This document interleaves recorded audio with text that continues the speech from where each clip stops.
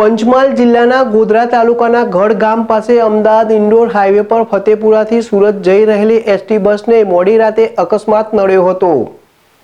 પંચમહાલ જિલ્લાના ગોધરા તાલુકાના ગઢ ગામ પાસે અમદાવાદ ઇન્દોર હાઈવે પર ફતેપુરાથી સુરત જઈ રહેલી એસટી બસને મોડી રાત્રે અકસ્માત નડ્યો હતો।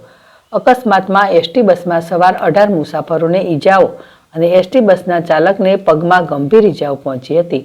હાઈવે ઉપર બસની આગળ ચાલી રહેલા ડમ્પર ચાલકે અચાનક બ્રેક લગાવતા ડમ્પરના પાછળના ભાગે એસટી બસ અથડાતા અકસ્માત સર્જાયો હતો।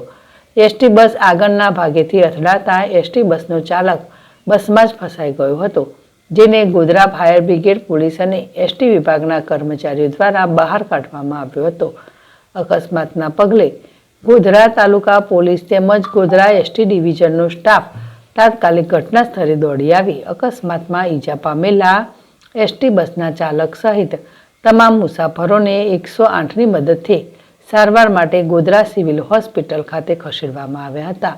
તે પૈકી એસટી બસના ચાલક સહિત 3 મુસાફરોને વધુ સારવાર માટે વડોદરા ખસેડવામાં આવ્યા હતા।